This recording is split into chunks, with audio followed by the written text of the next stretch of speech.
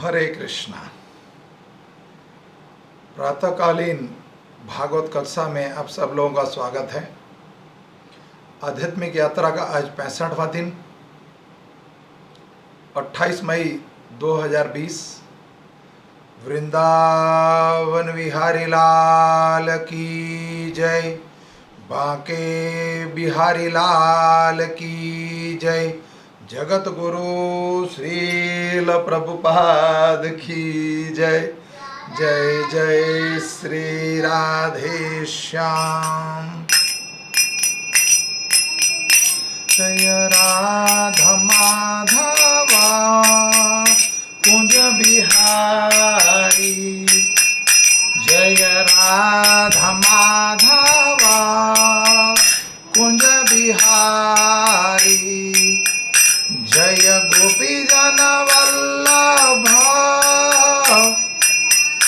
गिरिवरधारी, जय गोपी जन वल्लभ गिरिवरधारी, यशोदानंदन ब्रज जन रंजन, यशोदानंदन ब्रज जन रंजन, यमुना तीरा वनचारी, यमुना तीरा वनचारी, जय राधा माधवा कुंज बिहारी, जय गोपी जन वल्लभ गिरिवरधारी, यशोदानंदन ब्रज जन रंजन, यशोदानंदन ब्रज जन रंजन, यमुना तीरा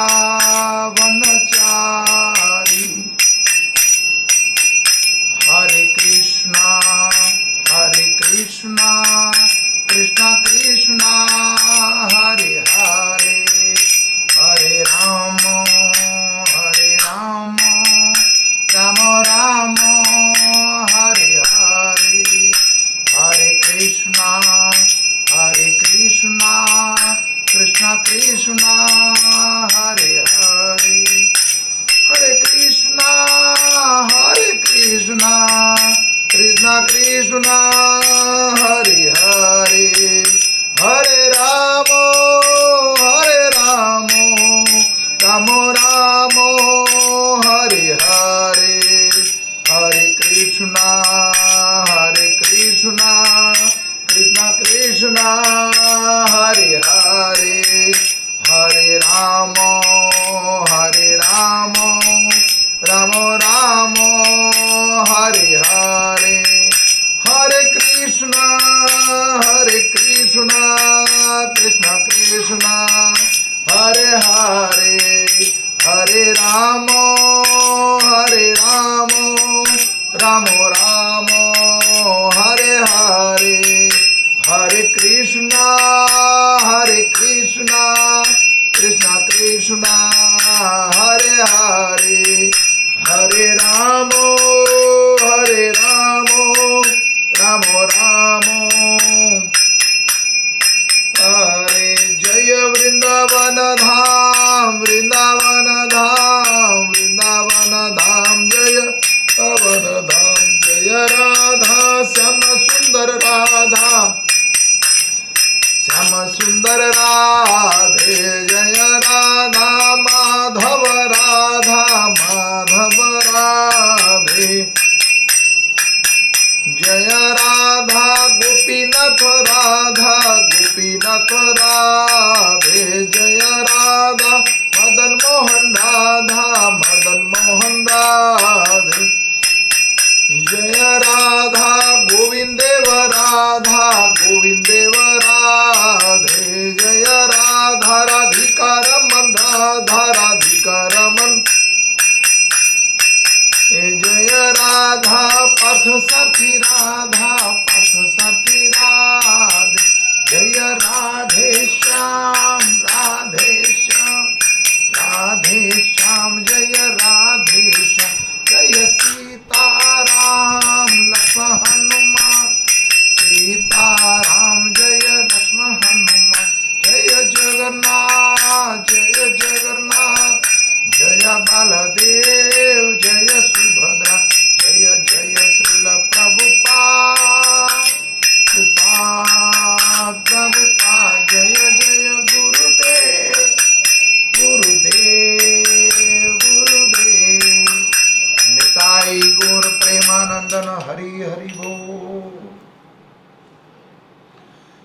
जयम विष्णुपाद परमहंस परिवाजकाचार्य अभय चरण विंद भक्ति वेदांत स्वामी श्रील प्रभुपाद की जय। गुरु महाराज गुरु परंपरा की जय। जयम विष्णुपाद परमहंस परिवाजकाचार्य भक्ति सिद्धांत सरस्वती गोस्वामी ठाकुर श्रील प्रभुपाद नामाचार्य श्री हरिदास ठाकुर। प्रेम से कहो जय श्री कृष्ण चैतन्य प्रभु नित्यानंद श्री अद्वैत गदाधर श्रीवासादि गौर भक्तविंद की जय। श्री श्री राधा कृष्ण गो गोपीनाथ श्याम कुंड राधा कुंड गिरी गोवर्धन धाम की जय। गंगा मई यमुना मई की जय। नवदीप मायापुर धाम पुरुषोत्तम क्षेत्र जगन्नाथपुर धाम जगन्नाथ बलदेव सुभद्रा महारानी की जय। अनंत कोटि वैष्णव विंद की जय। वृंदावन धाम की जय। मथुरापुर धाम की जय। द्वारकापुर धाम की जय। जगन्नाथपुर धाम की जय। बद्रीनाथपुर धाम की जय। समवेद भक्तविंद की जय।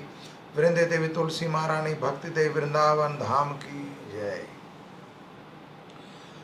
ओम नमो भगवते वासुदेवाय। ओम नमो भगवते वासुदेवाय। ओम नमो भगवते वासुदेवाय। नारायणं नमस्कृत्यं नरं चैव नरोत्तमं देवीं सरस्वती व्यासं ततो जयमुदीरयं। नष्टप्रायं सुभेद्रेषु नित्यं भागवतं सेवया भगवते उत्तम श्लोके भक्तिर्भवति नैष्ठकी। कृष्णाय वासुदेवाय देवकी नंदनंदनाय च नंदगोपकुमाराय गोविंदाय नमो नमो। आज का प्रसंग अमृत लीला मंथन का आज चौथा दिन है, शेष भाग। तो प्राय आज दोबारा उस कथा का पूर्णावती करने का प्रयास करेंगे। ओम अज्ञानं तिमिरं ध्यानस्य ज्ञानजनशलाकया चक्षुरूपं येन तस्मै श्री गुरुवे नमः। श्री चैतन्यो मनोभृष्टं स्थापितं येन भूतले स्वयं रूपं कदा ददाति स्वयं पदात्कितं।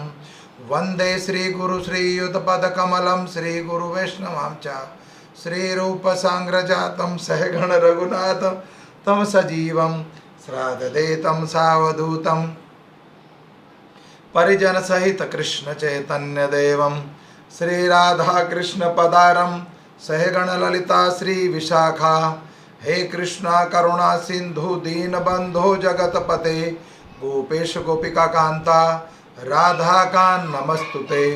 तप्त कांचन गौरांगी राधा वृंदावनेश्वरी वृषभानु सुत देवी प्रणमामि हरि प्रियाय। वंशकल्पतरुभक्ष कृपा सिंधु एव च पतितानां पावनेभ्यो वैष्णवेभ्यो नमो नमो। जय श्री कृष्ण चैतन्य प्रभु नित्यानंद श्री अद्वैत गदाधर श्रीवासादि गौर भक्तविंद। हरे कृष्णा कृष्णा कृष्णा हरे हरे हरे राम राम राम हरे हरे।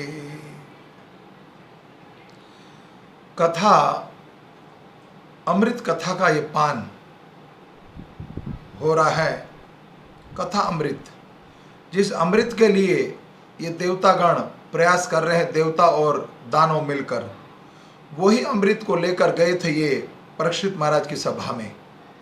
लेकिन सुखदेव गोस्वामी ने कह दिया ये अमृत हमें आवश्यकता नहीं है, हम कथा अमृत का पान कर रहे हैं।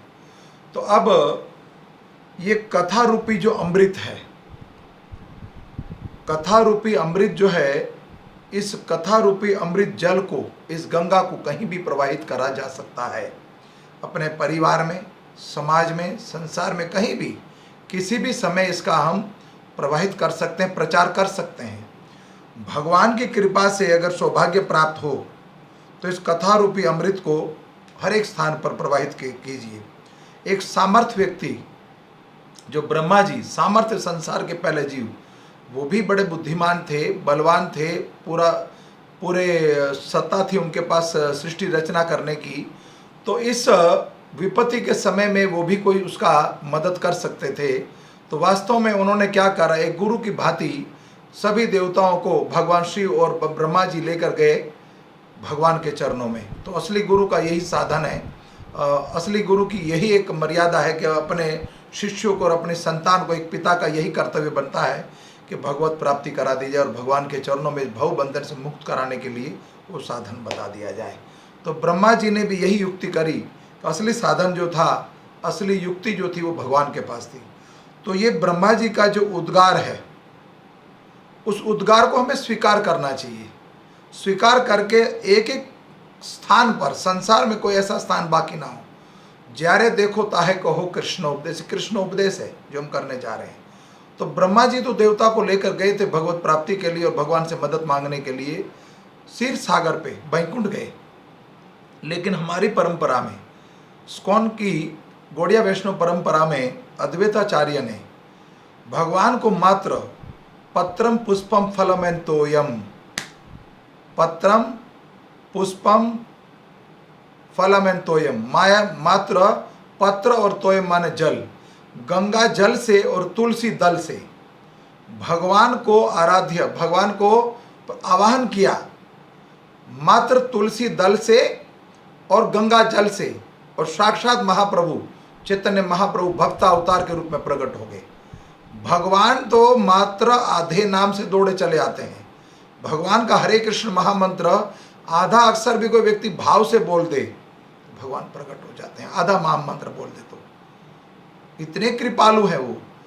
तो ये प्रमाणित कर दिया अद्वैताचार्य ने कि मात्र गंगा जल और तुलसी दल ऑफर करके भगवान को ऋणी बना दिया।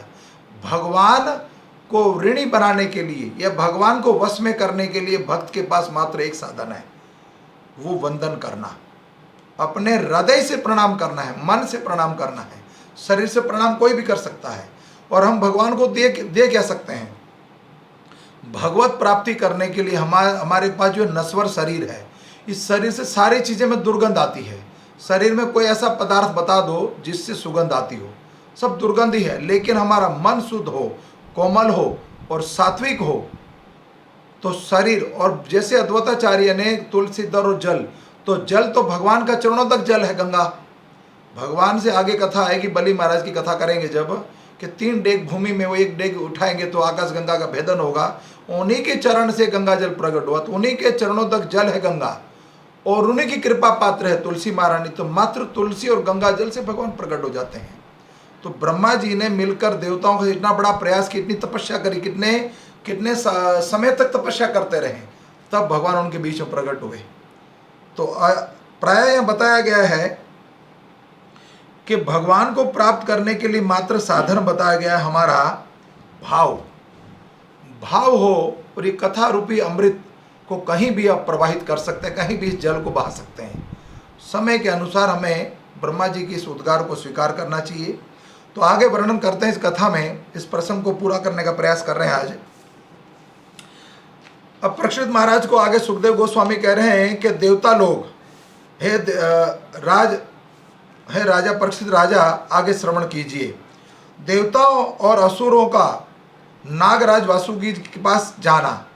अब समंदर मंथन के लिए मंदराचल तो आ गया, लेकिन नेति बनाने के लिए उसके ऊपर जो रस्सी लपेटी जाएगी, वो रस्सी लाने के लिए जाना पड़ेगा वासुकी नाग के पास। तो ये सब फिर दोबारा अपना प्रपोजल लेकर गए और प्रपोजल रखा उनके जाके वासुकी नाग के आगे। लेकिन उससे पहले गरुड़ जी को भेज दिया था कि गरुड़ जी की खुराक थी, उनका प्रसाद था वासुकी नाग, नाग को खाते हैं गरुड़ जी।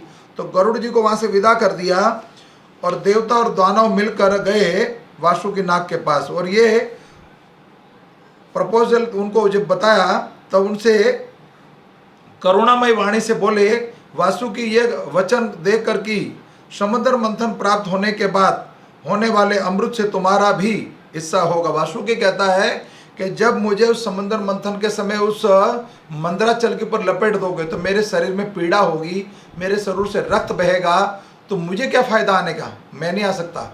वासुकी नाग के हजारों मुख हैं, हजारों मुख हैं उनके, इतने मुख, इतने नथुने, इतने नेत्र। तो वासुकी को देवताओं ने यह आश्वासन दिया कि जब उस अमृत समुद्र मंथन होगा और उसमें जो अमृत मिलेगा उसमें तुम्हारा भी हिस्सा होगा। तो अपनी बात बनाने के लिए, अपना काज सुधारने के लिए, कल बता रहे थे हम कि वक्त पे समय आने पर जब समय हो को काम निकालना हो तो गधे को भी बाप बनाया जाता है। इस कलयुग में ऐसे भी लोग करते हैं। तो आजकल तो प्रायः हम देखते हैं कि सभी को अंकल ही बोलते हैं बच्चे, अंकल कह के काम निकलवा लेते हैं। अंकल चाहे वो फूफा हो, चाचा हो, पड़ोसी हो, भाई हो, सभी को अंकल। देखो अंकल कहने से अंकल तो हो नहीं गया, वो अंकल कहने से अंकल बन तो नहीं गया। ठीक उसी तरह पिता कहने से पिता थोड़ी हो गया। लेकिन धार्मिक काम हो, आध्यात्मिक काम और धर्म के प्रति कोई काम हो, अधर्म हो रहा हो और वहाँ धर्म स्थापित होने वाला हो, तो ये कूटनीति अपनाई जा सकती है, अन्यथा नहीं। शास्त्र ये नहीं कहता हर जगह आप कूटनीति बरतिए और अपना काम सीधा कर लीजिए। कई लोग प्राय करते हैं आज के समय में, अपना काम निकालने के बाद उस व्यक्ति को लात मार देते हैं। अंत काल है उसको ये दुख भोगना पड़ता है। ऐसा कार्य नहीं करना। ये कलयुग के लिए नहीं बताया गया। अगर धार्मिक आज के समय भी कोई धर्मपरायण काम हो तो उसके लिए तो फिर भी अभी सोचा जा सकता है, लेकिन अपने काज सुधार लेके नहीं। हरे कृष्णा। उसके बाद उन लोगों ने वासुकी नाग को नेति के समान मंदराचल के ऊपर अच्छे से लपेट दिया। वासुकी नाग आ गए और मंदराचल को समुद्र तट पे रखा गया था, क्षीर सागर के तट पर। तो देवताओं ने मिलकर क्या करा, वासुकी नाग को मंदराचल के ऊपर अच्छे से लपेट दिया। और उसके बाद बड़े उत्साह से, दोनों उत्साही थे। जब कोई बड़ा काज होने वाला हो, बड़ा कार्य करने वाले हो, कोई घर का मुहूर्त हो रहा हो, फैक्ट्री का मुहूर्त हो रहा हो, जिसके जीवन में, यहाँ पर एक बहुत बड़ा प्रसंग बताया गया है भागवत में कि जिसके व्यापार में, जिसके घर परिवार चलने में, जिसकी नौकरी में, जिसका जीवन बसर करने में कोई भी दुविधा आती हो, कोई भी अड़चन आती हो, वो प्रतिदिन उसको ये कथा अमृत जो बताएगी, मंदराचल पर्वत का मंथन, समंदर मंथन का ये प्रसंग जो है उसको सुन लेना चाहिए, या उसको प्रतिदिन पढ़ ले। एक पूरा अगर 8 आधी को नहीं पढ़ सकता तो एक सप्ताह, अगर 8 दिन है तो सप्ताह में एक दिन में एक आधी पढ़े। तो ये आधी पढ़ने से और इस लीला को सुनने से और इसका पान करने से उसके जीवन में जो दुविधा है वो सब खत्म हो जाएंगी। सबसे बड़ा उद्योग तो ये है। समंदर मंथन के बाद सारे रत्न की प्राप्ति होगी, धन की प्राप्ति होगी, गौ की प्राप्ति होगी, लक्ष्मी जी की प्राप्ति होगी, ऐश्वर्य प्राप्त होगा, क्या क्या प्राप्त होगा आगे आप देखेंगे। तो सबसे बड़ा ये प्रसंग है महाभारत भागवतम के अंदर, समंदर मंथन लीला। रत्नों की प्राप्ति होगी समंदर में। तो जिस व्यक्ति के जीवन में अगर ऐसी दुविधा है, व्यापार अगर ठीक नहीं चल रहा है, नौकरी ठीक नहीं है, या घर में किसी तरह का कलह है, तो उसको ये प्रसंग सुनना चाहिए। शास्त्र ये बताता है वो सब कुछ प्राप्त हो सकता है यहाँ पर। तो बड़े उत्साह के साथ देवता और दानों ने मिलकर आनंद से अमृत के लिए समुद्र मंथन प्रारंभ कर दिया। बोलो समुद्र मंथन की जय। उस समय पहले भगवान अजित वासुकी के मुख की ओर लग गए और इसीलिए देवता भी उधर लग गए। अब मंथन तो शुरू हो गया, समंदर मंथन प्रारंभ हुआ तो देवता और दानव दो टीम थी। तो एक टीम जिसकी ओर भगवान थे वो देवताओं के साथ थे और दानवों के साथ भगवान असुरों के साथ नहीं थे।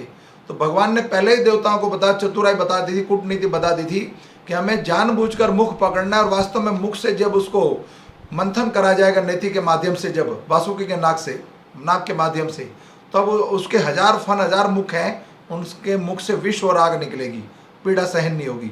तो उससे क्या होगा, हमारा जो सौंदर्य, हमारा जो रूप है, हमारे जो वस्त्र हैं वो सब ध्रुमित हो जाएंगे, मतलब काले हो जाएंगे और उसकी आग की पीड़ा सहन नहीं कर पाएंगे हम।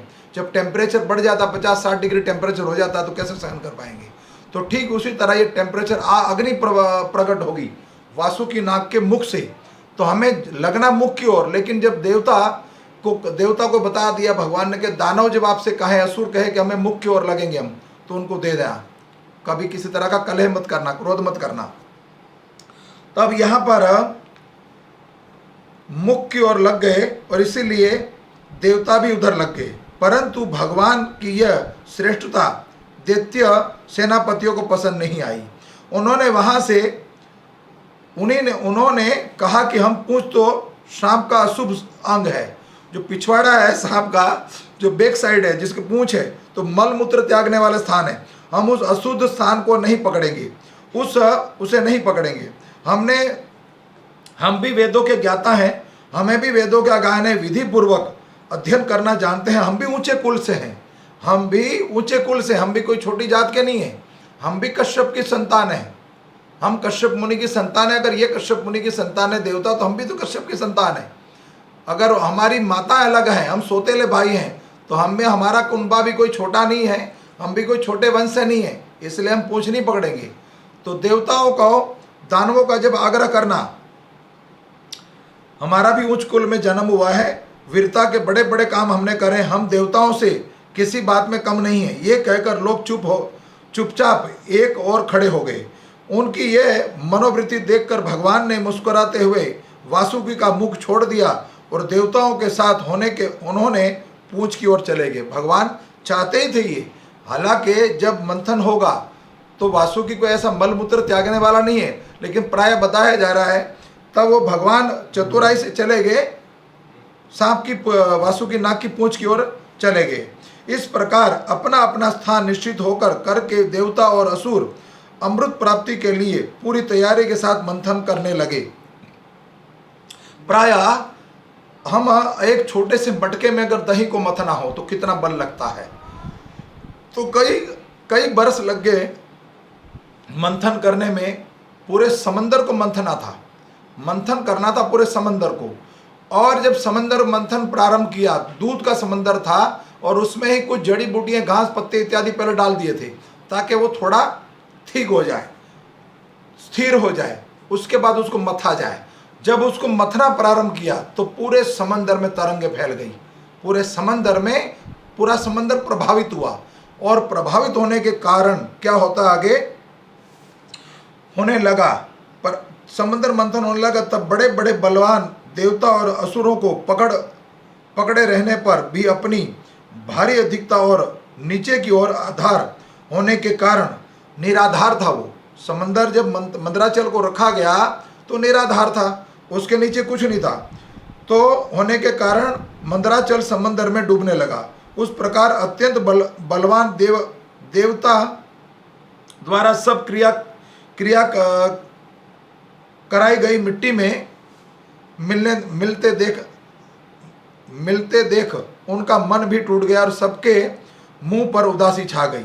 उसी समय भगवान ने देखा कि यह तो विघ्नराज की करतूत है, इसके लिए उन्होंने उसका निवारण करना अपना उपाय सोचकर अत्यंत विशाल एवं विचित्र कश्यप का रूप धारण कर लिया। जैसे ही देखा भगवान ने, जैसे देखा कि मंदराचल के नीचे कोई उस निराधार था, नीचे तो किसी पर टिका नहीं था वो, तो समंदर में मंदराचल भी आ गया, वासुकी भी आ गई।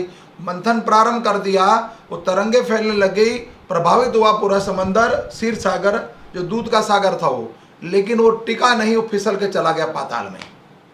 तुरंत भगवान ने एक रूप धारण कर लिया अपना। ये भगवान का तीसरा अवतार है। पहले भगवान प्रकट हुए चतुर्भुज रूप में, फिर गरुड़ ध्वज के रूप में प्रकट हुए, फिर भगवान अब प्रकट हो रहे वहां पर किस रूप में, कच्छप रूप में, कछुए का रूप धारण कर लिया। वो भी विस्तार, बहुत बड़ा विस्तार प्रकट हुआ। 10,000 योजन का था तो उतना बड़ा ही पीठ होनी चाहिए, उस पीठ पे ऊपर अब समुद्र का मंथन होगा। तो भगवान कश्यप पृथ्वी में पाताल में जाकर वो मंदराचल को अपनी पीठ पे धारण करके फिर सतह पे आ गया। फिर देवता और दानव खुश हो गए और सब लोगों ने ये विशाल कश्यप का रूप धारण किया और समुद्र के जल में प्रवेश करके मंदराचल को ऊपर उठा लिया है। भगवान तो देखो इसमें कोई भी कार्य कर सकते हैं। जब वो अपनी दांतों पर पूरी सृष्टि को उठा के ला सकते हैं, एक हाथ पे जब गोवर्धन को धारण कर सकते हैं, तो मंदराचल को भी अपनी पीठ पे धारण कर सकते हैं। इसमें कोई बड़ी, भगवान के लिए सब कुछ एक खिलौने की भांति बात है। ये छोटे छोटे जो बाल लीला की तरह है। ये तो भगवान की शक्ति अनंत है, वे सत्य संकल्प है और उनके लिए ये कौन सी बड़ी बात है। देवता और असुरों ने देखा कि मंदराचल तो फिर ऊपर आ गया है और फिर से समुद्र मंथन करने के लिए खड़े हो गए। उस समय भगवान जम्मू द्वीप के समान 1,00,000 योजन में फैली हुई अपनी पीठ पर मंदराचल को धारण कर लिया। और परीक्षित, जब बड़े बड़े देवता और असुरों ने अपने बाहुबल से, बड़े बलवान थे वो, तो अपनी बाहुबल से मंदराचल को प्रेरित किया, तब वहां भगवान की पीठ पर घूमने लगा। अत्यंत शक्तिशाली आदि कश्यप भगवान को इस पर्वत का भगवान की पीठ पर चक्कर लग रहे थे, मानो कोई उनकी पीठ खुजला रहा है। वैसे भगवान कहते हैं, भगवान का जब ये विस्तार प्रकट हुआ कश्यप रूप का, तो भगवान को अपनी पीठ खुजानी थी। तो खुजाने के लिए कोई इतना बड़ा अस्त्र शस्त्र तो मिलना चाहिए ना, या कोई साधन मिलना चाहिए। कितने देवता और दानव लगेंगे, तो इतने देवता और दानव लगे तब भगवान की पीठ खुजाई गई। वो मंदराचल जब उनके ऊपर चल रहा था तो भगवान को नींद आ गई। जैसे कोई पीठ खुजाता है ना, तो अक्सर आदमी इंसान को नींद आ जाती है। आज के सब समय में प्राय कई महाराज लोग ऐसे जो पाखंडी लोग कहते हैं मैं भगवान हूँ। तो जो गुरु महाराज कहते हैं, अगर ऐसा कोई कहता है कि मैं भगवान हूँ, तो उसको उल्टा लेटा दीजिए और उसके ऊपर रख दीजिए 20-50 कई हजार किलो का, एक आधा नहीं तो ज़्यादा 100-200 किलो का एक पत्थर रख दीजिए, फिर रगड़िए उसकी पीठ पर। अगर वो बच जाए तो समझ लेना भगवान है, अन्यथा राम नाम सत हो जाए तो समझ लो पाखंड है। तो भगवान लीलाधारी हैं और कितने वर्षों तक ये लीला होती रही। एक दिन नहीं, कई सालों तक अपनी पीठ पे धारण करते रहे वो। अब भगवान के साथ ही समुद्र मंथन संपन्न करने के लिए भगवान असुरों की उन शक्ति और बलों को बढ़ाते हुए असुरी शक्ति दी। अब शक्ति तो देनी थी ना, शक्ति तो प्रवेश कहाँ होगी? पावर हाउस से अगर आपके घर में छोटा बल्ब जल रहा हो, चाहे ट्यूबलाइट जल रही हो, हेलोजिन हो, चाहे कुछ भी हो, तो पावर हाउस से सप्लाई तो आएगी ना शक्ति। उसी तरह भगवान ने क्या करा, देवता और दानवों को दोनों अपनी तरफ से आसुरी शक्ति और देव शक्ति दोनों को पर्याप्त मात्रा में दे दी। उसके बाद वासुकी को पीड़ा ना हो, इसलिए भगवान ने क्या करा, वासुकी नाग को भी शक्ति प्रदान करी। और शक्ति प्रदान करने से क्या हुआ, उनको नींद आ गई, तो वासुकी भी सो गया। और अब मंथन प्रारंभ है। वासुकी नाग से निंद्रा के रूप में इधर पर्वत के ऊपर दूसरे पर्वत के समान बनकर अब भगवान देख रहे हैं कि जब मंथन प्रारंभ हुआ, तो मंथन प्रारंभ होने के कारण वो जो मंदराचल था वो इतनी तेजी से घुमा रहे थे दोनों देवता और दानव। तो भगवान को लगा कि पर्वत जो कि खंडित हो जाएगा, कहीं उनके शिखर टूटेंगे। सोने का था वो, लेकिन फिर भी इतनी तेजी से घुमाया जा रहा था उनको, क्योंकि भगवान ने बल उनको दिया था दोनों को। भगवान की आज्ञा के बिना और भगवान की मर्जी के बिना पत्ता नहीं हिलता। तो भगवान ही करना चाह रहे थे ये कार्य को, और देवताओं के माध्यम से ये कराना चाह रहे थे। तो भगवान ने दोनों को अद्भुत बल दिया और मंथन प्रारंभ कर दिया। लेकिन क्या हुआ, वो समुद्र जो मंदराचल है वो हिल रहा था। उसी समय भगवान का एक रूप और प्रकट हुआ, अजीत सहस्त्रबाहु भगवान अपने हाथों से उसे दबाकर स्थिर हो गए। और उस समय आकाश में ब्रह्मा, भगवान शिव और इत्यादि इंद्र आदि उनकी स्तुति करने लगे और ऊपर से पुष्पों की वर्षा करने लगे। इस प्रकार भगवान ने पर्वत को ऊपर से उसको दबा रखने पर रूपों में नीचे उसके आधार कश्यप और ऊपर से रूप भगवान देव साक्षात। अब दोनों तरफ से कौन है, नीचे भी भगवान और ऊपर से भगवान। जब तक भगवान की कृपा ना हो तो कोई भी कार्य संपन्न नहीं हो सकता। हमारा व्यापार हो, फैक्ट्री हो, घर हो, परिवार हो, समाज हो, कोई संस्था हो, जब तक भगवान की कृपा ना हो तो कोई भी कार्य नहीं चल सकता। तो इतना बड़ा उद्योग चल रहा है ये समंदर मंथन, अमृत की प्राप्ति और रत्नों की प्राप्ति करने के लिए भगवान ने मदद करी। आप देख रहे हो, प्राय सहस्त्र बाहु भगवान ने इतनी बाहु फैला दी, इतनी भुजाएं प्रकट कर ली और ऊपर से थाम लिया मंदराचल पर्वत को कि कहीं हिले ना। अब मंथन प्रारंभ है, मंथन चल रहा है। देवता और असुर शरीर ने उनकी शक्ति रूप में पर्वत को ढूंढता के साथ और रूपों में और नेति बनने पर वासु की निंद्रा के रूप में सो गया और उनको कष्ट भी प्रवेश नहीं हो रहा है। इस तरीके से इस प्रकार देवता और असुरों ने समुद्र मंथन करने पर भी जब समस्त अमृत ना निकला, तब स्वयं भगवान अजित, जो अजित सहस्त्र बाहु रूप में प्रकट है ऊपर, अब इतने समय से प्रयास कर रहे हैं, इतनी तेजी से मथा जा रहा है। तो कई पशु भी उसमें निकले, मगरमच्छ इत्यादि, मच्छी इत्यादि सब किनारे की ओर निकले, लेकिन वो फिर भी अमृत का अभी प्राप्ति नहीं हो रही है। तो स्वयं भगवान ऊपर से उतरे और भगवान क्या करा, भगवान ने एक रूप में वहां भी है और देवताओं के साथ, भगवान देवताओं के साथ लग गए। भगवान अजित, भगवान समंदर मंथन करने लगे। मेघ के समान सांवले शरीर रूप सुनहला पीतांबर, कानों में बिजली के समान चमकते हुए कुंडल, सिर पर लहराते हुए घुंघराले बाल, नेत्रों में लाल लाल रेखाएं और गले में वनमाला सुशोभित हो रही है। संपूर्ण जगत को अभय प्रदान करने वाले अपने विश्व विजयी भुजाओं मंडल से वासुकी नाग को पकड़ रखा है तथा कूर्म रूप में पर्वत को धारण किया हुआ, और भगवान श्री मंदराचल की मथानी से समुद्र मंथन करने लगे। उस समय वे दूसरे पर्वतराज के समान लग रहे थे। भगवान का रूप कैसा लग रहा था? जैसे हिमालय पर्वत साथ में खड़ा हो। भगवान का रूप भी विराट विशाल बहुत बड़ा रूप था। जैसे मंदराचल बड़ा है, वैसे भी अगर मंदराचल को पकड़ना था तो कोई छोटा व्यक्ति तो नहीं पकड़ा जाएगा, छोटे हाथ से नहीं पकड़ा जाएगा। जितनी भगवान की भुजाएं थी, भगवान का इतना ही विस्तार रूप था, बड़ा विराट रूप। और विराट था वो मंदराचल के साथ में, जैसे कोई हिमालय खड़ा हो और भगवान शोभित हो रहे थे, इतना बड़ा विस्तार रूप। उसमें भी भगवान के रूप का वर्णन करा जा रहा है। और उस समय वे भगवान मंदराचल की मथानी समुद्र करके उस समय वे दूसरे पर्वत के समान खड़े थे और सुंदर लग रहे थे। जब अजित भगवान ने इस प्रकार समुद्र मंथन किया तब समुद्र में से बड़ी खलबली मच गई और उसमें से मगरमच्छ इत्यादि सब जीव निकले और समुद्र रूपी हाथी और एकाग्र व्याकुल हो गए। उसी समय पहले सर्वप्रथम हलाहल नाम का विष, अत्यंत उग्र विष जो जलाने वाला था, वो काल रूपी हलाहल नामक अत्यंत उग्र विधि निकला। वह अत्यंत उग्र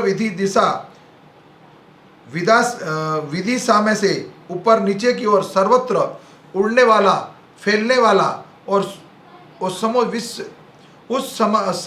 विष से बचने का कोई उपाय नहीं सूझ रहा था। और भली भांति होकर भयभीत होकर संपूर्ण प्रजा और प्रजापति किसी के द्वारा त्राण न मिलने पर भी भगवान सदाशिव की चरणों में गए और भगवान शंकर सती जी के साथ कैलाश मानसरोवर विराजमान थे। जब हलाहल विष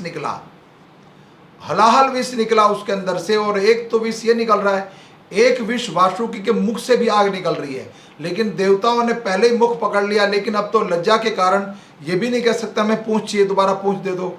लेकिन एक पीड़ा वो सहन नहीं हो रही, ऊपर से ये विष। तो विष इतना फैला कि देवता और दानव सारे दुखी हो गए और पूरे समंदर के अंदर पर्याप्त मात्रा में विष फैल गया। अब इसको इस दुख की घड़ी में कैसे बचा जाए? तो उस समय भगवान कृष्ण ने भगवान शिव को पहले संकेत कर दिया था।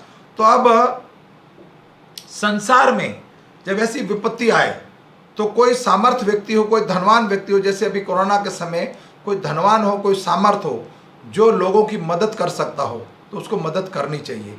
अगर देश हित के लिए, राष्ट्र हित के लिए कोई काम हो तो वो करना चाहिए। तो ठीक उसी तरह ये प्रजा दुखी थी, ये देवता और दानव दुखी थे, तो भगवान शिव के चरण में गए कि वो आशुतोष हैं, भोले हैं, तो इसलिए तुरंत ये काम कर देंगे। भगवान शिव अपने गले में नाग को धारण करते हैं, बाजू में नाग को धारण करते हैं, अपनी जटाओं में नाग को धारण करते हैं। तो सब देवताओं ने मिल करके भोले भंडारी भगवान शिव, आशुतोष, ये हमारी जो भी कष्ट के समय वो वही मदद करेंगे। कई प्राय लोग हम देखते हैं आज के समय में कि भगवान विष का पान करेंगे, लेकिन विष का पान भगवान ने किस लिए करा और क्यों कर रहे हैं? विष का पान भगवान ने इसलिए करा, भगवान शिव ने, कि संसार में जो दुख आया था उनकी ही सहायता हो जाए, किसी के हित के लिए, जीव हित के लिए उन्होंने विष का पान करा। लेकिन कई लोग को देखते हैं कि भगवान शिव को आराध्य मानते हैं और भांग का पान करते हैं, नशा पान करते हैं। ये भंगेड़ी और गंजेड़ी जो गांजा पीते हैं और भंग पीते हैं, ये झूठे और पाखंड है। भगवान शिव प्रायः प्रतिदिन ये नशा नहीं करते। एक दिन मात्र भगवान ने विष का पान करा था, वो भी जीव को बचाने के लिए, जीव की हत्या ना हो जाए, तो भगवान की बनाई हुई सृष्टि का नाश ना हो जाए, इसलिए भगवान ने सहायता करी। भगवान शिव ने, शिव सबसे बड़े वैष्णव हैं, भगवान के परम भक्त हैं। लेकिन ये प्रायः लोग ऐसे करते हैं कि भगवान के शिव की आड़ में वो अपना काज सुधारते हैं और नशा इत्यादि करने लग जाते हैं। तो वास्तव में ये झूठ है। भगवान किसी तरह का नशा नहीं करते। भगवान शिव वो तो आशुतोष हैं। तो भगवान शिव के पास देवता और दानव गए और भगवान शंकर माता सती के साथ कैलाश मानसरोवर पर अपनी पत्नी के साथ, अपनी भार्या के साथ भगवान का भजन कर रहे थे। और उसी स्थान पर ऋषि मुनि भगवान शिव कथा कर रहे थे, भगवान राम कथा कर रहे थे और वहाँ पर ऋषि मुनि कथा को ध्यानपूर्वक सुन रहे थे। तब देवताओं जाकर भगवान की स्तुति करी, भगवान शिव की, और भगवान शिव को कहते हैं अपनी गुणमयी शक्ति से इस हे त्रिलोकीनाथ भस्म धारण करने वाले उग्र विष आप हमारी रक्षा कीजिए। ये हमें समंदर मंथन कर रहे थे, अमृत को पान करने के लिए हमने तो ये प्रयास करा था, लेकिन अमृत की जगह वहाँ से क्या निकल आया, विष निकल आई। तो प्रलय करने के लिए आप अनंत रूप धारण करते हैं, ब्रह्मा विष्णु शिव आदि नाम धारण कर लेते हैं, तो आप हमारी रक्षा कीजिए और आप आइए और ये अग्नि के समान जो विष निकला है इसका पान कीजिए। सर्वेद स्वरूप अग्नि आपका मुख है। इस तरह से भगवान का बखान कर रहे हैं और ब्रह्मा विष्णु और देवराज इंद्र भी आपकी गुणगान नहीं कर सकते। आपने कामदेव को भी भस्म कर दिया है। त्रिपुरारी कालकूट विष को जिसको आप अभी अभी अवश्य ही पी जाएंगे। हम आपसे ऐसी जिज्ञासा करते हैं कि जीवद्रोही असुरों को नष्ट कर दिया जाए, परंतु यह कहने से आपकी कोई स्तुति नहीं होती, क्योंकि प्रलय के समय आपका बनाया हुआ यह विश्व आपके ही नेत्र से निकलकर अग्नि के समान उसको भस्म कर देता है। भगवान शिव को कह रहे देवता के जब सृष्टि का प्रलय करना होता है तो मात्र अपनी तीसरी नेत्र खोलकर, भ्रकुटी को खोलकर आप पूरी सृष्टि का संहार कर सकते हो। तो आपके लिए कोई छोटा काम, बड़ा काम नहीं, छोटा सा काम है, विष का पान कर लीजिए और हमारे प्राण बचाइए। हरे कृष्णा। अब यहां पर भगवान शिव प्रकट होते हैं और शिव जी माता पार्वती से आज्ञा लेते हैं। देवादिदेव भगवान शिव माता पार्वती से कहते हैं कि संकट आ चुका है पृथ्वी लोक पर, क्षीर सागर पर देवता और दानवों दोनों ने मिलकर ये प्राय कार्य शुरू करा था, तो लेकिन संकट आ गया है, तो मेरा कर्तव्य है कि मैं इनके प्राण बचाऊं। जैसे कोई धनवान व्यक्ति का कर्तव्य बनता है कि हम अगर वो सामर्थ्य है तो उसकी मदद करनी चाहिए। आज के समय में संकट की घड़ी में कोई सामर्थ्य व्यक्ति है तो उसको मदद करनी चाहिए। ये धन प्राय, जैसे कोई बुद्धिमान व्यक्ति अगर सरोवर में यात्रा करता है, जल में यात्रा करता है और उस किसी नाव में सफ़र कर रहा है और नाव में गलती से अगर जल भर जाए तो बुद्धिमान व्यक्ति को जल जो है दोनों हाथों से उछालना चाहिए।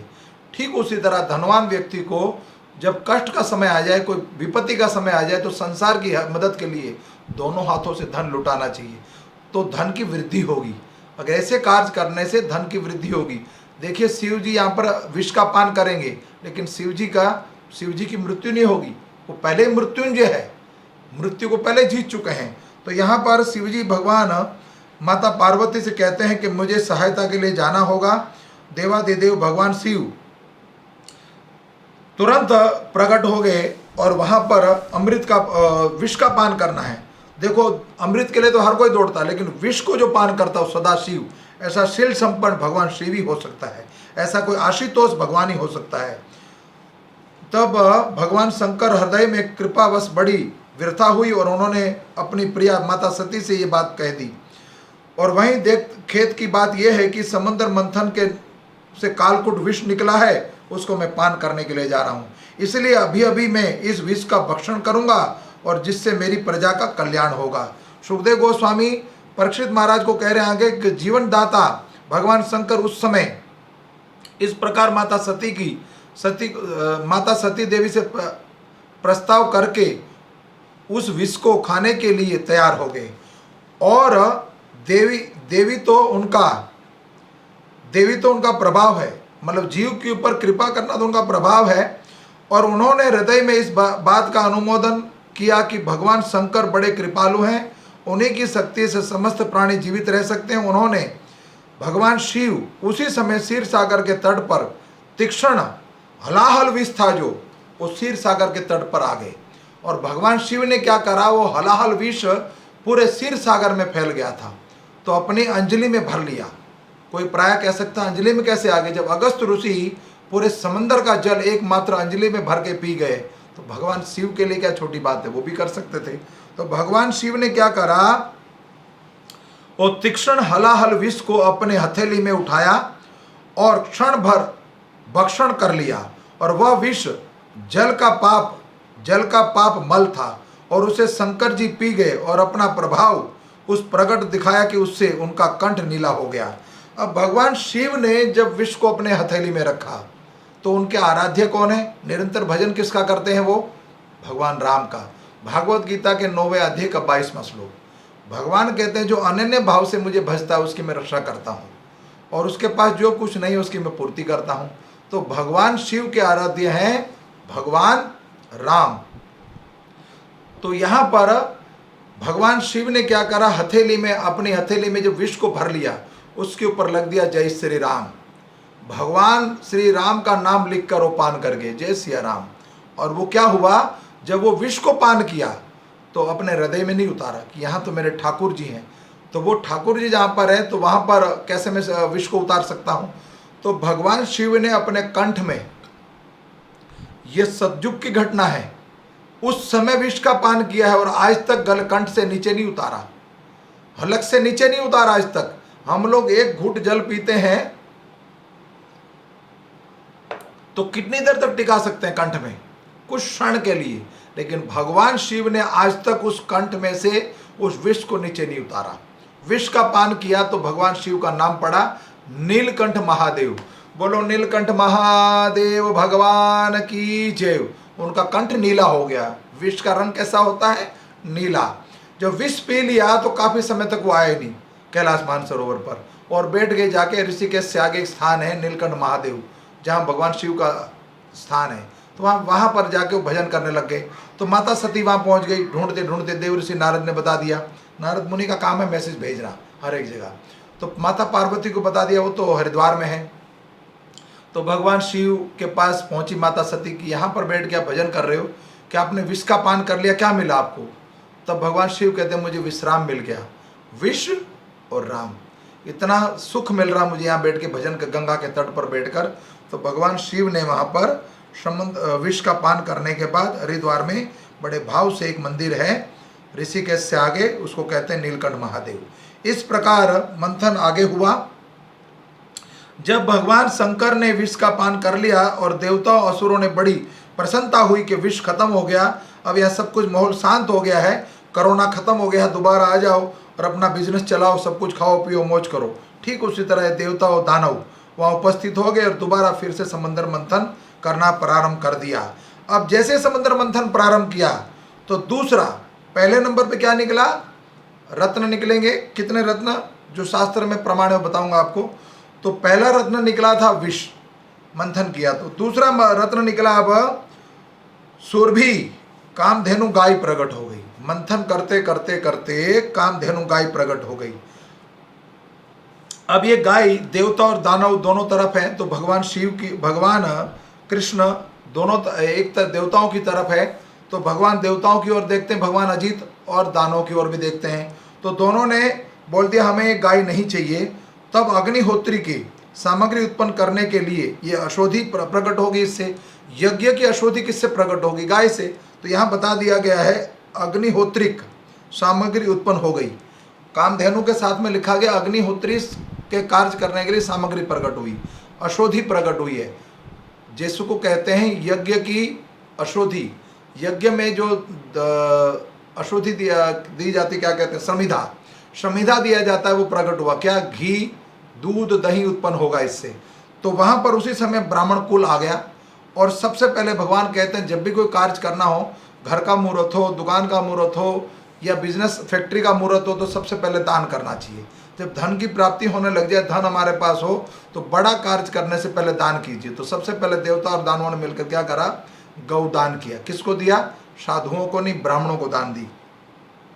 भगवान के परम भक्त को, ऋषियों को उस गाय को दान कर दिया। तदुपरांत दोबारा मंथन शुरू हुआ। मंथन करते करते उचेश्रवा नामक का एक घोड़ा प्रकट हो गया। उनका रूप चंद्रमा के समान और श्वेत वर्णन था। और उचेश्वरा घोड़ा, भगवान अजित पहले कह चुके थे देवताओं को कि किसी चीज की ज्यादा लालच मत करना, लोभ मत करना, कामना मत करना। तो उस उचेश्वरा घोड़ा को दैत्यराज बलि को दे दिया गया। बलि ने उस घोड़े को ले लिया। उसके बाद वहाँ पर फिर मंथन शुरू हुआ। मंथन करते करते करते जब मंथन कर रहे थे, उसी से वहाँ पर मंथन कर तदुपरांत एरावत नाम का एक श्रेष्ठ हाथी निकला। उसमें 10,000 हाथी का बल था और उनके 4 दांत थे। उज्ज्वल कैलाश की शोभा भांति के समान, कैलाश के समान सुंदर शुद्ध था। कैलाश कैसे बर्फ से बना हुआ, तो ये भी सुंदर था, वो सफेद रंग का था और 10,000 हाथी का बल था उसके अंदर। वो हाथी ले लिया देवराज इंद्र ने। उसके बाद अब मंथन चालू है, अब तो रत्न ही निकलेंगे। तो कथा को भी 4 दिन हो चुके हैं। तो जैसे जैसे मंथन शुरू हो रहा है, मंथन के बाद तदुपरांत उसमें से कौस्तुभ नामक का पद्म मणि, कौस्तुभ मणि प्रकट हो गई। तो भगवान अजित भी वहां उपस्थित है। ये मणि प्रकट होने से भगवान अजित कहते हैं, मैं भी आपके साथ मदद कर रहा हूं, तो मेरा भी कोई रोल बनता है, मेरा भी कोई हक बनता है। तो देवता और दानवों ने जो मणि प्रकट हुई वो भगवान अजित को दे दी। तो भगवान ने उस मणि को अपने वक्षस्थल पर, अपने चेस्ट पर धारण कर ली। उस मणि को, कौस्तुभ मणि को धारण कर लिया।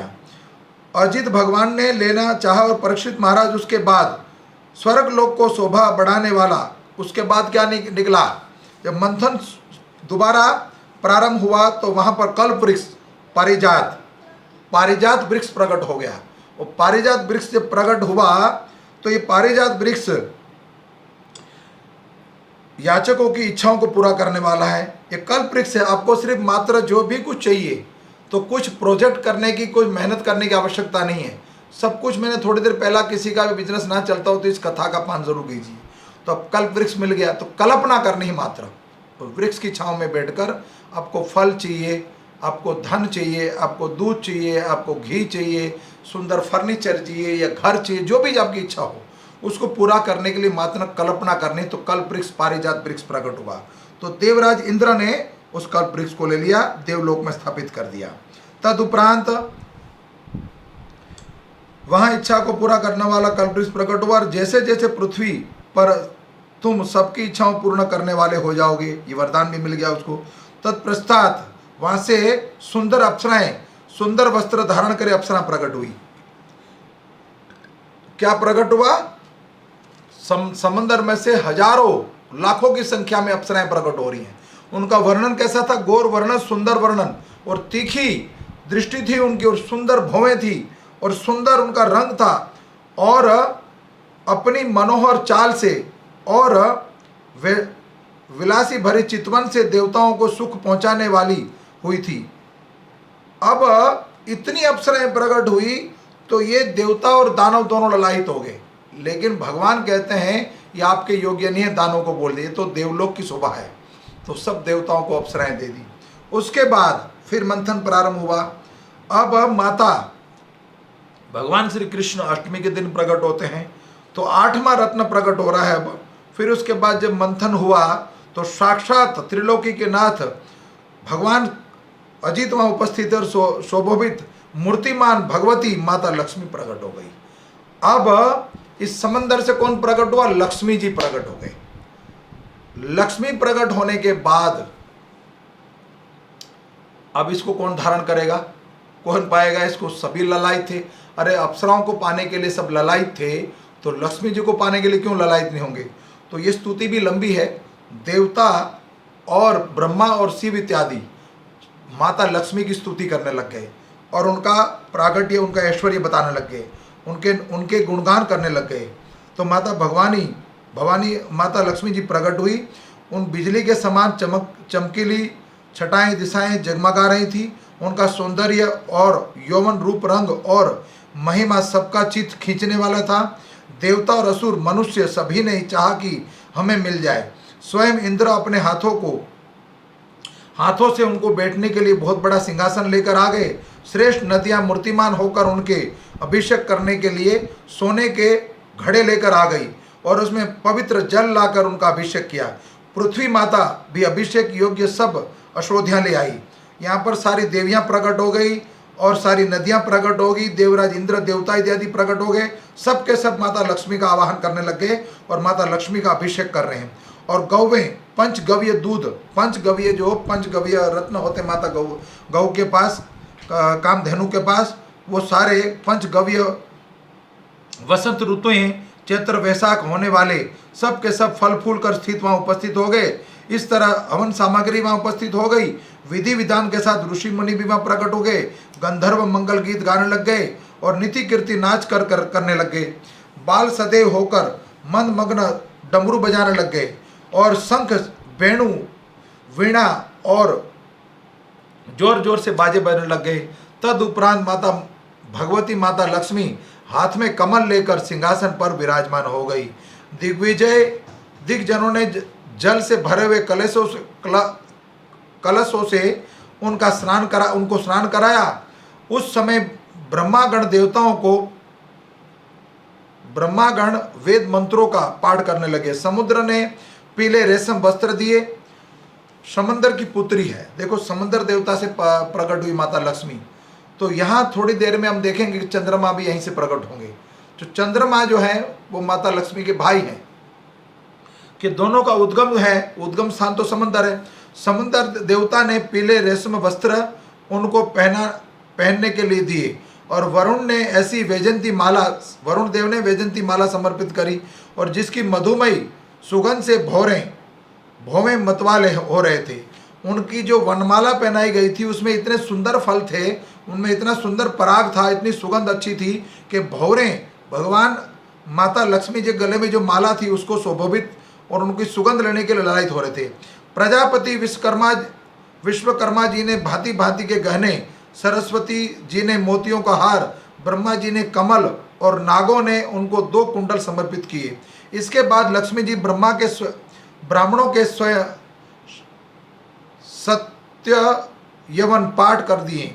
सुनने पर अपने हाथों में कमल की माला लेकर उस समय सर्वगुण संपन्न पुरुष के गले में माला डालने के लिए वो आसपास उनकी सुगंध से मतवाले भौरे भी गुंजवा रहे थे। उस समय लक्ष्मी जी मुखमंडल शोभित हो रही थी और आवरण के लिए वो सुंदर वर को ढूंढने के लिए उनके कपोलों में कुंडल लटक रहे थे। लक्ष्मी जी कुछ लज्जा के साथ मंद मंद मुस्कुराती हुई, उसकी कमर बहुत ही पतली थी और बहुत सुंदर दिख रही थी। उन पर चंदन, भगवान माता लक्ष्मी के कपाल में चंदन लेपा हुआ था। जब वे इधर उधर चलती थी तब उनके पाजेब से बड़ी मधुर ध्वनि निकल रही थी। ऐसा जान पड़ता था कि मानो कोई सोने की लता इधर उधर घूम रही हो। वे चाहती थी कि मुझे कोई ऐसा और समस्त उद्गम गुणों से नियुक्त कोई अविनाशी पुरुष मिल जाए, अपना आश्रय बनाऊं, उनको अपना वर बनाऊं। और परंतु गंधर्व, यक्ष, असुर, सिद्ध, चारण, देवता आदि कोई भी ऐसा पुरुष नहीं था जो उनको पसंद आए। अब वे मन ही मन सोच रही थी और आगे बढ़ती जा रही थी। तो अभी समंदर मंथन छूट गया। मंथन छूटा और वहां पर क्या हो गया, उस सभा में ही समुद्र मंथन की जगह स्वयंवर शुरू हो गया। देवता और दानव सारे एक तरफ बैठ गए और बीच में एक तरफ बैठ गए भगवान साक्षात अजीत। तो आगे माता लक्ष्मी जी बढ़ती जा रही हैं। तो माता लक्ष्मी, परंतु उनका शील मंगलमय योग्य, किन्हीं में शील मंगल भी, परंतु उनकी आयु का कुछ ठिकाना नहीं था। अवश्य ही किन्हीं में दोनों बातों से, परंतु मंगलमय वश में रहते हुए एक भगवान विष्णु, उनमें सभी मंगलमय गुण थे। वो जितने लोगों को उन्होंने देखा, किसी की आयु बड़ी है, किसी के गुण अच्छे हैं, किसी का रूप अच्छा है, किसी में बल ज़्यादा है, लेकिन जो मेरी ओर देखता नहीं, जो मेरे में प्रेरित ही नहीं है, जो मेरे को भाव से नहीं देखता, मुझे प्रेम ही नहीं करता, ऐसा व्यक्ति क्यों चाहिए मुझे। तो उनमें सभी मंगलमय गुण थे। भगवान अजीत को देखा तो उनको लगा कि इसमें सारे गुण हैं, करते हैं, परंतु वे मुझे चाहते हैं या नहीं ये कैसे पता लगाऊं। इस प्रकार विचार करते करते अंत में लक्ष्मी जी ने अपने सिर अभिष्ट भगवान ही को वर के समान उनको चुन लिया। और क्योंकि उनमें से समस्त गुण नियुक्त थे, भगवान 64 कला संपूर्ण है, तो माता लक्ष्मी ने क्या करा, स्वयंवर में वो जो हाथ में कमल की वरुण देव ने जो माला दी थी, श्रृंगार तो सभी देवताओं ने, नदियों ने, श्रुति गणों ने, सबने मिलकर कर दिया। कन्या का विवाह था तो स्वयंवर रचा गया वहां पर और भगवान साक्षात उनके पिता ने पीताम्बर दिया। तो माता लक्ष्मी ने जो गले हाथ में जो माला थी कमल की, वो भगवान अजित के गले में डाल दी। और भगवान यहाँ पर अब देखो विवाह भी हो गया। तो इस समंदर मंथन में क्या क्या नहीं मिल सकता। वास्तव में लक्ष्मी जी एकमात्र भगवान के आश्रय थे, और इसी से उन्होंने उनको वरण उनके साथ वरी, और लक्ष्मी जी ने भगवान के गले में वो माला नवीन कमल को सुंदर माला पहना दी, जिसके चारों ओर रुमझुम करते मतवाले भंवरे गुंजन कर रहे थे। और लज्जापूर्ण भगवान और प्रेम पूर्ण चिंतन से अपने निवास स्थान पर, उस वृक्ष स्थल पर भगवान ने उनको स्थान दिया। लक्ष्मी जी को अपने चेष्ट पर वृक्ष स्थल पर स्थान दे दिया। और जगत पिता भगवान ने जगत जननी समस्त संपत्ति को अशोधि को देवता लक्ष्मी जी को अपने वृक्ष स्थान का स्थान दिया। सर्वदा निवास करने वाली स्थान माता लक्ष्मी जी भगवान के हृदय में वास करने लगी। अपनी करुणामयी चित्त से तीनों लोगों को लोकपतित अपनी प्यारी प्रजा की अभिवृद्धि के लिए उस समय पर शंख, तुरभी, मंद आदि बाजे बजने लगे, और गंधर्व और अप्सराओं के साथ नाचते गाते सबसे बड़ा भारी शब्द होने लगा। और ब्रह्मा, रुद्र, अंगिर आदि सब प्रजापति पुष्पों की वर्षा करने लगे, और भगवान के गुणगान के साथ भगवान की लीला का गुणगान करने लगे। उसके बाद तदुपरांत समुद्र मंथन हुआ, और कमल नयनी कन्या के रूप में एक वारुणी देवी के रूप में वरुण देवता के माध्यम से वारुणी नाम की एक मदिरा प्रकट हुई।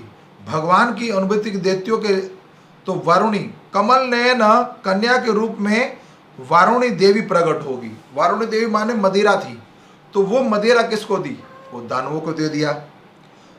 उस मदिरा को दानवों को दिया। उसकी तदुपरांत महाराज देवता और असुरों ने अमृत की इच्छा के लिए जब और दोबारा समुद्र मंथन किया, उससे एक अत्यंत अलौकिक पुरुष प्रकट होता है। अब यहां पर देखो चंद्रदेव का भी प्रकट हो गया, लेकिन देवता और दानवों ने जब विष निकला तो दुख की घड़ी में तो भगवान को याद किया, शिव को, और शिव जी ने विषपान कर लिया। लेकिन अब इतना अमृत निकलने वाला है, लेकिन किसी भी देवी और देवताओं ने और असुरों ने ये नहीं बोला कि उसमें से एक आध गिलास, एक आध कलश अमृत भगवान शिव को भी दिया जाए, कि उन्होंने इतनी बड़ा कष्ट उठाया है। अगर वो विष का पान नहीं करते तो समुद्र मंथन होता ही नहीं। लेकिन प्रायः लोग यही करते हैं, अपना मतलब निकल जाता है तो अपना काम सुधर जाता, फिर उस व्यक्ति को जिसने उठाया, उसको जिसने इस लेवल पर, इस एम्पायर पे खड़ा कर दिया, तुम्हें उसको भूल जाते हैं। ऐसे स्वार्थी लोग संसार में बहुत मिलते हैं मृत्यु लोक में। तो यहाँ पर भगवान अजित ने वो चंद्रमा को जब देखा तो भगवान अजित ने देवताओं को और असुरों को कहा कि शिव जो है, भगवान शिव जी ने इतना बड़ा कार्य सुधारा हमारा, तो चंद्रमा जो है उनके माथे का शोभा बनेगा, उसको मोर मुकुट के रूप में धारण करेंगे। इसलिए भगवान शिव का एक नाम पड़ा चंद्रमौली भगवान। चंद्रमौली भगवान, भगवान शिव जो है चंद्र को अपनी जटा पे धारण करते हैं। तो चंद्र जो दिया भगवान शिव को। उसके बाद दोनों ने बड़ी मेहनत करी, तो उपरांत एक समुद्र मंथन करने पर एक अत्यंत अलौकिक पुरुष प्रकट हुआ। उसकी भुजाएं बहुत लंबी लंबी थी, उसका गला शंख के समान उतार चढ़ाव वाला था, और आंखों में लालिमा थी। शरीर का रंग बड़ा सुंदर सांवला था, और गले में माला, अंग अंग में चमक प्रकार के आभूषण थे। सुरजित सिर पर पीतांबर, कानों में चमकीली मणियां और कुंडल धारण किए हुए थे। उनकी छाती बहुत चौड़ी थी, तरुण अवस्था थी, और सिंह के समान पराक्रम, अनुभव, सौंदर्य, चिकने और घुंघराले बाल थे। और ये तो वह पुरुष की छवि गाई नहीं जा सकती। उसके हाथों में कंगन थे, और बहुत सुंदर हाथ थे, बड़े बड़ी भुजाएं थी उनकी भुजाएं घुटनों से नीचे जा रही थी। और कौन प्रकट हुआ? साक्षात भगवान साक्षात धन्वंतरी प्रकट हो गए। धन्वंतरी जिसमें अशोधि भी लेकर आए और अमृत भी लेकर आए। वो अमृत का कलश लेकर प्रकट हो गए, जिसके लिए प्रयास करा जा रहा था, जिसके लिए श्रम किया जा रहा था, वो प्रकट क्या हो गया? वहां पर अमृत प्रकट हो गया। अमृत प्रकट होने से भगवान धन्वंतरी वहां प्रकट हुए अमृत को लेकर, और साक्षात भगवान विष्णु का अंशा अवतार है। वे ही आयुर्वेदिक पर्वत के और यज्ञों को भोक्ताओं के धन्वंतरी नाम से सुप्रसिद्ध है। तो यहाँ तक हो चुके हैं 11 रत्न प्रकट हो गए अब तक, अमृत को मिला के 11 रत्न प्रकट हो गए अब तक। उनके हाथों में अमृत से भरे हुए कलश को देखकर और देतियों की दृष्टि पड़ी कलश पर, और उन्होंने श्रद्धता से बलात् उसे अमृत के कलश को छीन लिया। देवता और दानव दोनों उपस्थित थे। उन्होंने क्या करा, दानवों ने बलपूर्वक भगवान धन्वंतरी के हाथों से वो कलश को छीन लिया। वे तो पहले से ही उस ताक में थे कि किसी तरह समुद्र मंथन में अमृत निकले, अमृत उत्सव मनाया जा रहा था, तो सभी वस्तु हमें मिल जाए। जब अब असुर उस अमृत से भरे हुए कलश को छीन लेके भाग गए, तब देवता फिर निराश होकर भगवान के पास उनके चरणों में गए और उनकी दीन दशा देखकर भगवान भक्तवत्सल कल्पतरु भगवान ने कहा, देवताओं तुम लोग खेद मत करो, अपनी माया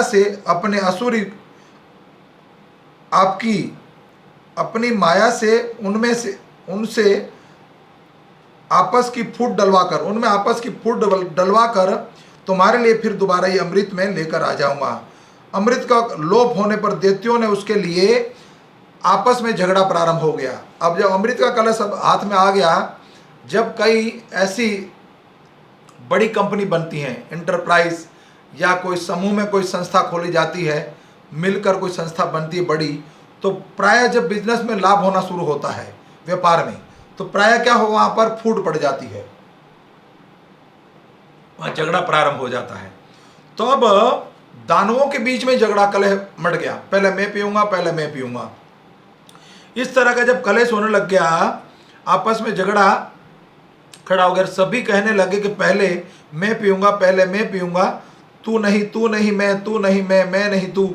इनमें जो दुर्बल थे वो उन बलवान दैत्यों के विरोध करने लग गए, और जिन्होंने कलश छीनकर अपने हाथ में कर लिया, वे ऐश्वर्यशाली धर्म की दुहाई देने लग गए। जब उनके बस की नहीं थी तो धर्म की दुहाई देने लगे, देखो धर्म करना, यहाँ पर अधर्म मत करना। देखो सबने मेहनत करी है, तो बलपूर्वक उनको रोकने लग गए और कहने लगे कि भाई देवताओं ने भी तो मेहनत करी है, तो उनका श्रम भी बराबर है, तो परिश्रम तो दोनों ने करा है, हमने और उन्होंने, तो इस यज्ञ भाग में समानता का भाग होगा और ये अमृत का भाग उनको भी मिलना चाहिए। सनातन रूप का धर्म, सनातन धर्म है, जो वैष्णव धर्म है वो ये है कि दोनों को मिलना चाहिए। इस प्रकार इधर उधर दैत्यों ने तू नहीं मैं नहीं तू कहकर इस सभी का उपाय जानने वाले स्वामी चतुर्शिरोमणि भगवान अत्यंत दुर्मत और अविनीर्य रूप में एक स्त्री का रूप धारण करके शरीर रंग से नील कमल वाले, वहां पर भगवान साक्षात सुंदर रूप धारण करके मोहिनी रूप धारण कर लिया। अब मोहिनी की कथा कल करेंगे, प्राय समय बहुत ज़्यादा हो चुका है। अब अमृत का कलश आ गया। जब धन ज़्यादा बढ़ जाए तो लोभ बढ़ता है, और लोभ के कारण युद्ध होता है, झगड़ा होता है, और झगड़े में फिर वही व्यक्ति जीतता है जिसके पक्ष में धर्म हो। तो यहाँ पर भी जीत उसी की होगी जिसके पक्ष में धर्म साक्षात भगवान होंगे, जिसके पक्ष में अधर्म होगा उसकी जीत नहीं होगी। तो इसी कथा में इन्हीं शब्दों के साथ अपनी वाणी को विराम देता हूँ।